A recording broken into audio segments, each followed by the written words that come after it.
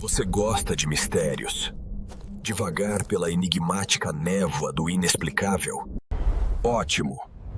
Eu sou Murk, e aqui você encontrará o que procurava. Bem-vindo aos meus domínios. Verdade se dissolve na névoa.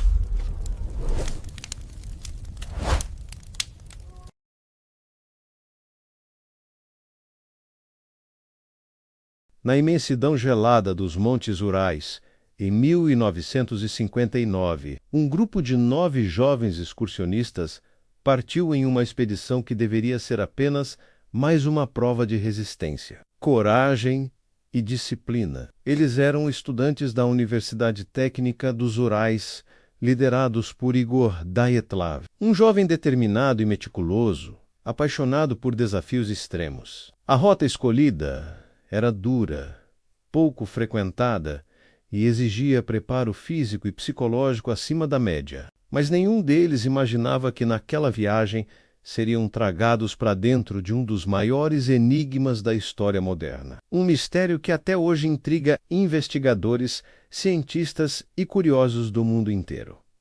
O que aconteceu no chamado Passo Dyatlov? O que forçou 9 pessoas experientes, equipadas e treinadas a saírem em desespero de sua barraca, em plena noite, sob temperaturas congelantes que chegavam a 30 graus negativos, para nunca mais voltarem vivas? Os registros oficiais mostram que a expedição começou em 23 de janeiro de 1959, jovens, cheios de energia, dispostos a encarar uma trilha de esqui difícil, mas dentro daquilo que já estavam acostumados. Fotos tiradas durante o percurso mostram rostos sorridentes, gestos de camaradagem e a confiança típica de quem acredita estar no controle da situação. Havia Igor Dyatlov, o líder, sempre organizado. Zinada Kolmogorova, forte e carismática. Ludmila Dubinina, de personalidade vibrante. Rustem Slobodin, entusiasta e atlético.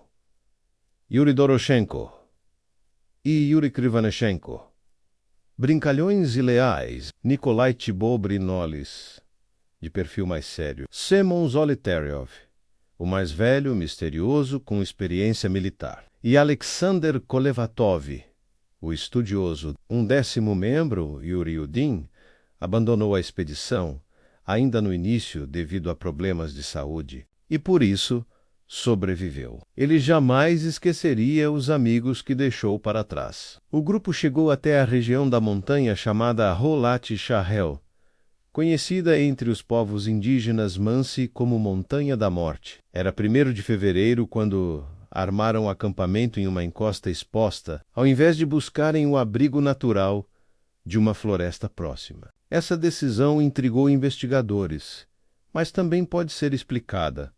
Talvez Igor Dyatlov quisesse ganhar tempo.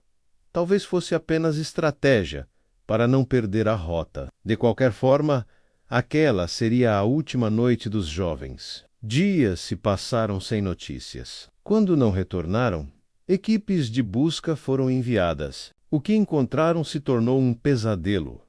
A barraca estava rasgada de dentro para fora, como se os excursionistas tivessem fugido em pânico. Seus pertences, botas e casacos estavam lá dentro. Lá fora, marcas na neve mostravam passos descalços e trilhas que levavam para a floresta. Era impossível compreender por que alguém, em meio à noite e ao frio mortal, escolheria correr para fora sem se proteger.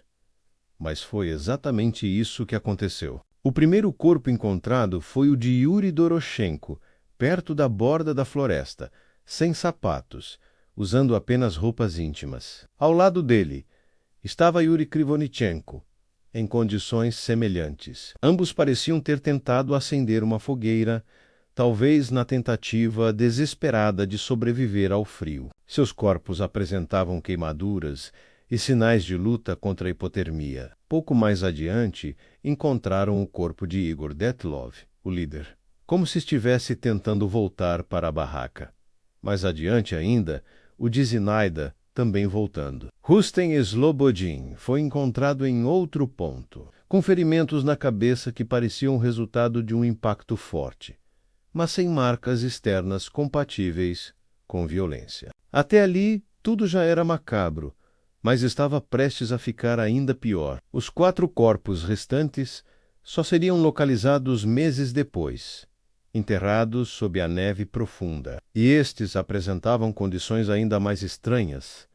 Lyudmila Dubinina estava sem língua e sem olhos. Semyon Zolotaryov tinha costelas quebradas e ferimentos internos comparáveis a um acidente de carro. Thibaut Brignoles também apresentava fraturas no crânio, novamente sem marcas externas suficientes para explicar a violência. E roupas de alguns deles apresentavam índices elevados de radiação, algo completamente fora de contexto. Tudo isso criou uma teia de mistério que se estende até hoje. O que teria acontecido naquela noite? O que teria levado os jovens preparados a uma fuga insana rumo à morte? E que força desconhecida poderia ter causado ferimentos tão brutais, sem deixar sinais claros de agressão? As explicações oficiais foram frágeis. O inquérito da época concluiu que a tragédia havia sido causada por uma força natural avassaladora. Mas o que isso significa? Uma avalanche? Uma tempestade? Uma reação psicológica em massa? O relatório foi fechado sem respostas concretas. E o silêncio do governo soviético apenas alimentou especulações. Afinal, estávamos em plena Guerra Fria, e a União Soviética era conhecida por encobrir segredos, sobretudo se envolvessem testes militares ou falhas em áreas sensíveis. Muitos acreditam que uma avalanche repentina tenha levado ao pânico, mas estudiosos contestam. O ângulo da encosta não era propício, e não havia evidências suficientes de deslizamento de neve. Outros dizem que foram experimentos militares na região, talvez com armas secretas, foguetes ou até minas terrestres. Isso explicaria os ferimentos internos sem marcas externas e os níveis de radiação detectados. Há registros de moradores que afirmam ter visto esferas luminosas no céu na mesma noite da tragédia, sugerindo testes aéreos ou até algo de origem inexplicável. E se não foi nada disso? Alguns especulam sobre ataques de animais, mas como explicar ferimentos tão específicos e ausência de língua e olhos? Outros falam em conflitos com povos locais, mas os Mansi nunca foram hostis e não havia sinais de luta em grupo. E há, claro, as hipóteses mais sombrias, de atividades paranormais, a encontros com o desconhecido, incluindo a possibilidade de envolvimento extraterrestre. Seriam apenas fantasias? Ou haveria algo mais escondido sob o gelo dos Montes Urais? Mas a pergunta que não quer calar é: por que, em meio à noite, rasgar a própria barraca por dentro e sair correndo, praticamente sem roupas, para o frio mortal? Esse é o coração do mistério. Alguma coisa, naquela noite, assustou 9 pessoas experientes a ponto de escolherem uma morte quase certa, ao invés de permanecerem no abrigo. O que poderia ser tão assustador? Uma força da natureza? Um evento humano? Ou algo além da compreensão? E é justamente nesse ponto que o enigma do Dyatlov Pass ganha contornos quase sobrenaturais, pois cada detalhe encontrado parece abrir mais perguntas do que respostas. Se os primeiros achados já causavam perplexidade, as análises mais profundas apenas aumentaram o mistério. Exames mostraram que alguns dos jovens morreram de hipotermia, como era de se esperar em temperaturas tão brutais, mas outros não. Eles apresentavam ferimentos incompatíveis com a simples exposição ao frio. Fraturas internas severas, danos no crânio e no tórax que lembravam os efeitos de uma explosão ou de uma força esmagadora, mas sem marcas externas compatíveis. Isso parecia impossível. Como alguém pode ter costelas quebradas e órgãos internos dilacerados sem sinais claros de impacto na pele? Além disso, havia o elemento perturbador da radiação. As roupas de alguns integrantes tinham índices elevados, sem que houvesse qualquer motivo lógico para tal contaminação. Nenhum deles trabalhava diretamente com materiais radioativos, e a região não era conhecida por isso. Seriam resíduos de testes militares secretos? Estariam os jovens no lugar errado, na hora errada, cruzando uma área reservada do governo soviético? Até hoje, essa resposta permanece no escuro. O caso também ganhou novas camadas de mistério, com os relatos de moradores e militares da época, que mencionaram estranhas luzes no céu na mesma noite da tragédia. Esferas incandescentes, como se fossem projéteis ou algo que não pertencia a este mundo. Para alguns,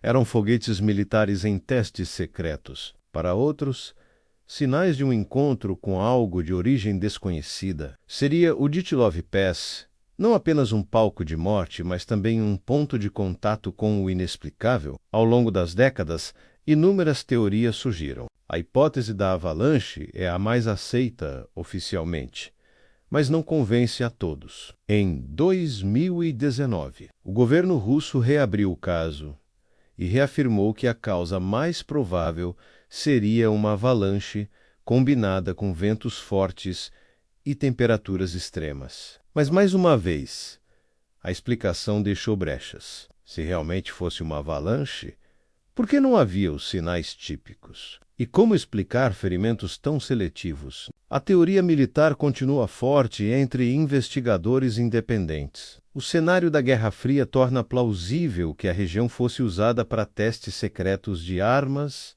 bombas ou tecnologia experimental. O silêncio do governo soviético e o fechamento rápido das investigações oficiais apenas reforçam essa suspeita. No entanto, se armas foram realmente testadas ali, o que exatamente aconteceu naquela noite? Teriam os jovens sido atingidos por ondas de choque, por explosões silenciosas, ou mesmo por algo que nem hoje entendemos plenamente? As hipóteses sobrenaturais também não deixam de seduzir. Há quem fale de criaturas das florestas, de espíritos vingativos da montanha ou de forças cósmicas. Outros evocam a presença extraterrestre, apoiados nos relatos de luzes estranhas e no caráter inexplicável dos ferimentos. Embora não haja provas concretas, a aura de mistério continua alimentando tais crenças. Mas talvez o detalhe mais inquietante seja psicológico. Imagine-se dentro daquela barraca,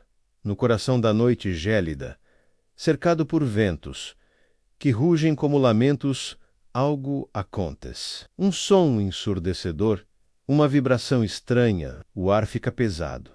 O medo toma conta. Em pânico, todos rasgam a lona e correm.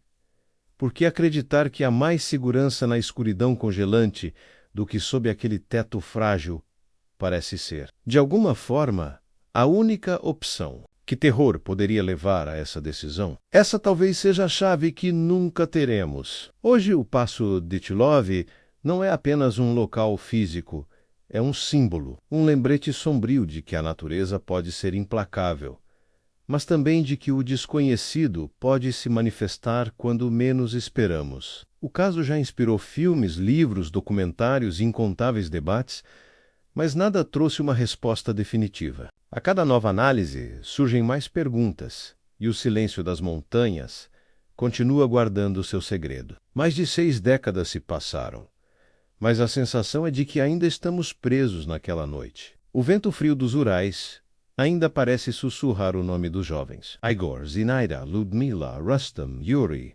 Alexander, Semyon, Nikolai. Suas vidas foram ceifadas de maneira brutal, mas seu legado é eterno. O de um mistério que nunca se deixa explicar por completo. No fim, talvez essa seja a verdadeira essência do Dyatlov Pass.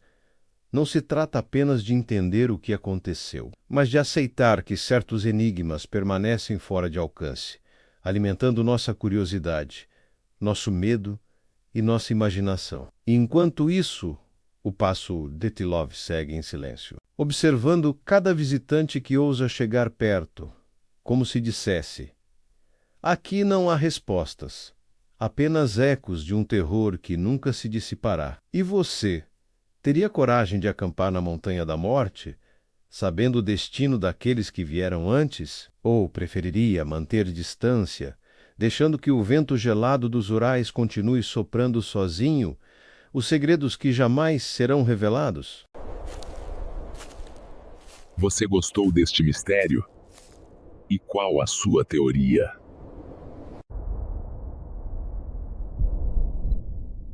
Deixe nos comentários o que você acha. E se gostou, então, curta e compartilhe. Eu sou Murk e aguardo você no próximo mistério.